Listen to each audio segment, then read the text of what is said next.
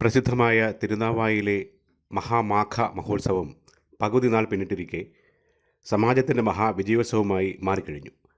ഇത്തരത്തിൽ വിപുലമായ ആദ്യ ആധ്യാത്മിക സാംസ്കാരിക മേള പ്രതീക്ഷിച്ചതിൻ്റെ അനേകം മടങ്ങ് ജനങ്ങളുടെ സാന്നിധ്യം കൊണ്ട് വിജയമായി.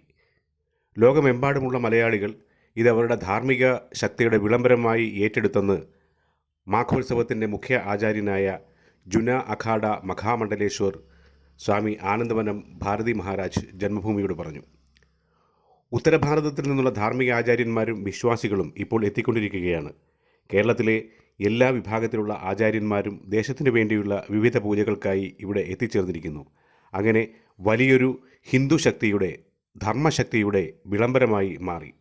2028 സിംഹസ്ഥ കുംഭമേളയുടെ തിരുനാവായ മാഘ മഹോത്സവം ഭാരതത്തിൻ്റെ നാനാഭാഗത്തു നിന്നുള്ള ധർമാചാര്യന്മാരും സന്യാസിമാരും പങ്കുചേരുന്ന മഹാമേളയാക്കുമെന്ന് മഹാമണ്ഡലേശ്വർ വിശദീകരിച്ചു.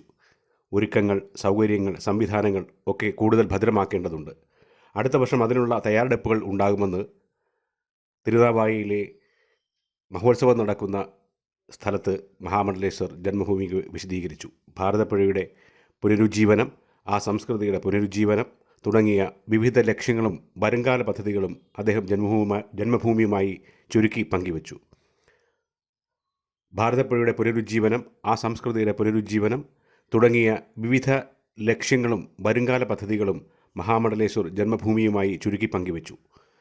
ഉത്സവം സമാപിക്കുന്നത് ഫെബ്രുവരി 3-നാണ്. അതിനുശേഷം വിശദമായ സംസാരമാകാമെന്ന് പറഞ്ഞ മഹാമണ്ഡലേശ്വറിൻ്റെ വാക്കുകളിലേക്ക്. ുള്ള മലയാളികൾ ഇത് അവരുടെ ഏറ്റവും വലിയ ഒരു ധാർമ്മിക ശക്തിയുടെ വിളംബരമായി ഏറ്റെടുത്തു. ഉത്തരഭാരതത്തിൽ നിന്നടക്കം മറ്റ് ഉള്ള ആളുകളും എത്തിക്കൊണ്ടിരിക്കുന്നുണ്ട്. ധാരാളം സന്യാസി മഹാത്മാക്കൾ എത്തിക്കൊണ്ടിരിക്കുന്നുണ്ട്.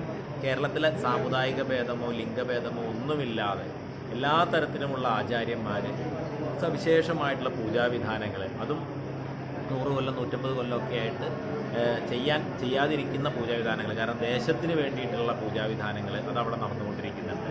അങ്ങനെ വലിയ ഒരു വിജയം, വലിയൊരു ഹിന്ദു ശക്തിയുടെ ധർമ്മശക്തിയുടെ വിളംബരം ആയിട്ട് ഈ മേള മാറിയിരിക്കുകയാണ്. സ്വാമിജി, തുടക്കത്തിൽ ഉദ്ദേശിച്ചിരുന്നതിനേക്കാളും ഒരു വലിയ തരത്തിലൊരു തുടക്കത്തിൽ തുടക്കത്തിൽ നമ്മളൊരു ദിവസം ഒരു 5000 പേരെത്തിച്ചേരും എന്നാണ് പ്രതീക്ഷിച്ചിരുന്നത്. ഇന്നലത്തെ കണക്ക്, പോലീസൊക്കെ പങ്കുവയ്ക്കുന്ന കണക്ക് 2,82,000.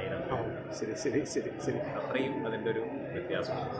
ഇതിൻ്റെ തുടർ കാലത്തെക്കുറിച്ച് ഇപ്പോഴും ആലോചിക്കാൻ പറ്റുമോ? തീർച്ചയായിട്ടും നമ്മളത് ഒരു ദീർഘമായ പദ്ധതി, ഭാരതപ്പുഴയുടെ പുനരുജ്ജീവനം, ഭാരതപ്പുഴയുടെ തീരത്തുള്ള പാരിസ്ഥിതികമായിട്ടുള്ള പുനരുജ്ജീവനം, ഇതിൽ തീരത്ത് വളർന്ന സംസ്കൃതിയുടെ പുനരുജ്ജീവനവും അതിൻ്റെ ശാക്തീകരണവും, അത് 2028 വരെ മദ്രാസ് IITയും ഒക്കെയായി ചേർന്ന് IITയുടെ വിദഗ്ധ സംഘം ഇവിടെ കൊമ്പ് തുടങ്ങുന്നതിന് മുമ്പേ സന്ദർശിച്ചിരുന്നു.